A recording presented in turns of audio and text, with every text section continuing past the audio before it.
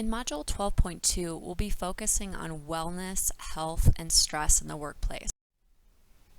Physical costs of stress. What happens during the stress process is that the autonomic nervous system has a response, and you've probably heard the term fight or flight. That's essentially what your body is doing to prepare to address the stressor in the environment.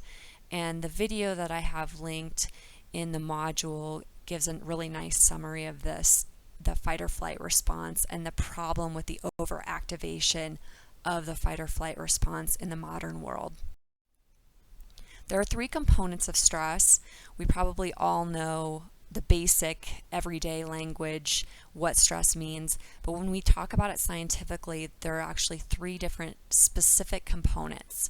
When we mention stress, we're talking about the physiological or psychological reactions to events that are perceived to be threatening or taxing.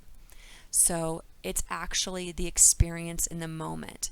So, for example, when your heart races, or you feel your palms sweat, or you feel the adrenaline going through your body, that's the physiological and the psychological reaction in the moment when you experience something that is perceived to be stressful. The stressor is the cause of, or the perceived antecedent to the stress. It is what you think of as causing the stress. And then strain is the long-term consequence of stress if the stress is unresolved. For example, relationship problems, depression, health problems that result from long-term stress. Here's a picture of the stress process if you're more of a picture person. So you can see here in the picture that the stressor, and some examples listed here, might be role ambiguity, noise in the environment, heat, work-family conflict, excessive job demands. These are the factors in the environment that are thought to lead to stress. For example, negative mood, feelings of anxiety, frustration, tension, again, your heart racing, some of those physiological things. And those can lead to strains or long-term problems over time if the stress is unresolved. Now you'll also notice here there's a box up on the top called individual differences. So this is recognizing that different people have different abilities to cope with stressors. So some people have more triggers or a lower threshold for what they consider to be stressful. And also there's individual differences in what we perceive to be a stressor. So for example, public speaking might be viewed as a terrible stressor for some people, whereas other people it doesn't bother them, and maybe a trip to the dentist is the worst, one of the worst stressors they can imagine. Now, we're going to focus here primarily on negative functions of stress, but we do want to recognize that some levels of stress are actually good. And the good kind of stress is called eustress. This is a positive amount of stress that activates goal-directed behavior.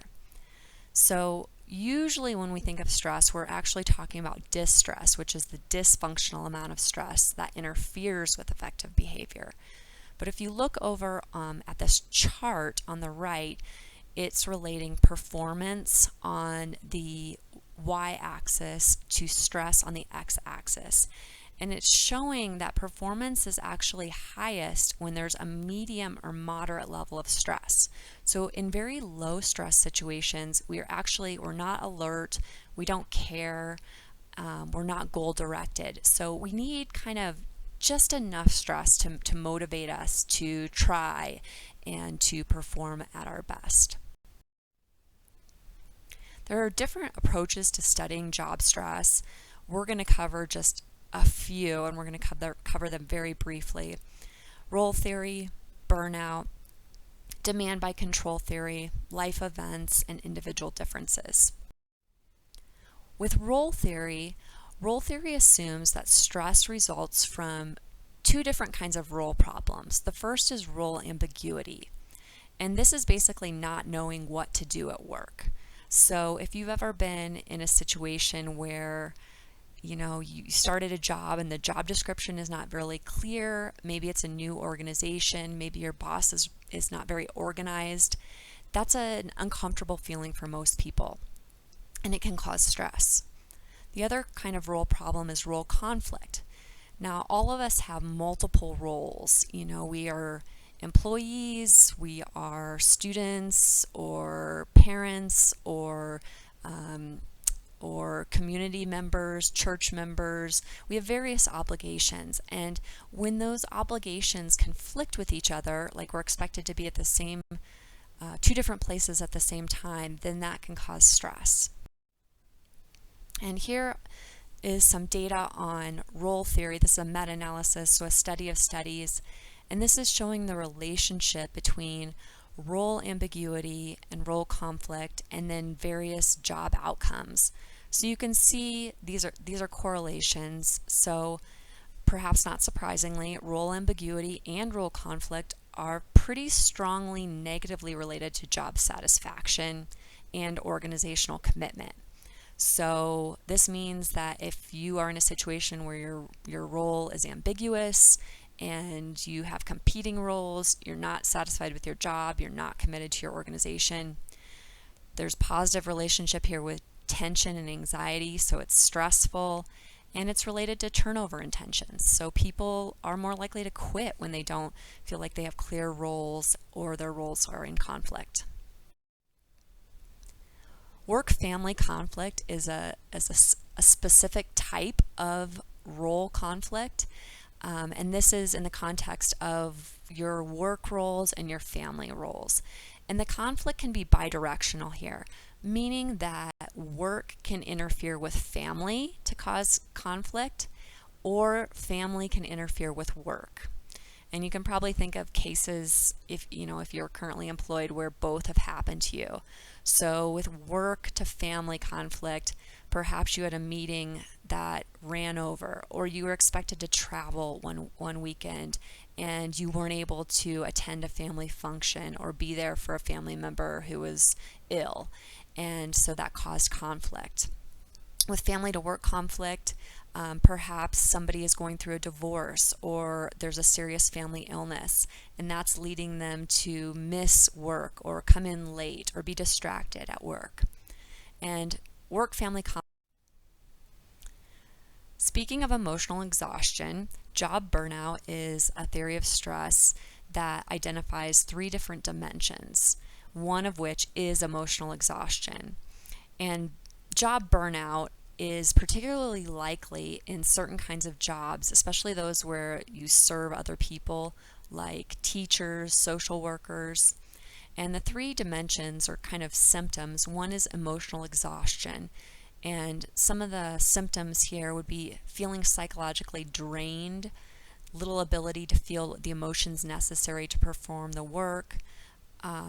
People might say something like, I feel used up, or I have nothing left to give. Depersonalization is another dimension, and here people start to feel psychologically detached. They might feel cynical about their work, bitter, or indifferent about it. And then the last dimension is reduced personal accomplishment. So they start to feel like their work doesn't really matter. They're not effective at what they do. No matter what they try, it doesn't work. Demands by control is another theory of stress, and the prediction here is that work will be really stressful when there's a combination of 2 things, and those 2 things would be very high demands in the job and then a low sense of personal control. So, for example, if you had a very, very excessive workload and your boss was very demanding of you, but you didn't have any control over when you worked or how you worked, or any opportunities to vent or release that stress, then that would be low control, and that process would lead to stress. And there is some data to support the demands by control theory. For example, this data is from nurses, and they were actually looking at blood pressure. And The main takeaway from this chart here is if you look at the green line, so this is the green line on the chart is individuals who had high control in their job. So they could control things like maybe their schedule or the way they did their work. And you can see that regardless of whether they had low demands or high demands, their systolic blood pressure remained fairly low. It's only when the individuals have low control, so that red line, combined with high demands, that do you see the systolic blood pressure increase. As we mentioned, individual differences can play a big role in the stress process. And one of the big things that has been identified here is type A behavior pattern. And you've probably heard that expression before. It's kind of entered the everyday language of somebody being type A. The characteristics of somebody who is high in type A, they do tend to be very achievement oriented, fast paced, so talk fast, walk fast, eat fast, and they are often disturbed or upset when something or someone interrupts or interferes with their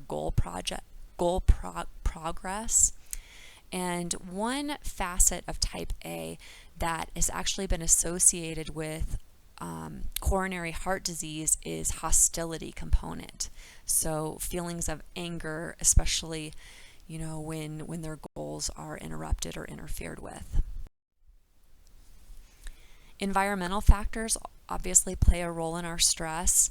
And one of the assignments in the module is for you to go and do a self-assessment where you complete these two different scales. One is assessing, it's just a checklist where you go through and you check whether certain life events or changes have happened to you within the last year, or you anticipate they're going to happen soon. And what they have found is that major life changes, most of them on the list would be considered, I guess, negative, like divorce, but some of them are even considered positive. So things like marriage or winning a major award. The theory is that these changes are disruptive to us, and it is in fact correlated with psychological problems and physical illness. So if you have a lot of major changes going on in your life, you can be at higher risk. The other scale is the daily hassle scale. So these are not supposed to be major life changes, but they're just daily things that we deal with, like traffic or a long commute or excessive housework. And what's interesting here is that these little hassles actually do predict psychological problems and physical illness, and perhaps even more so than the major life events. So anyway, go and check that out, and then you can comment on your general feelings about the survey on the discussion board.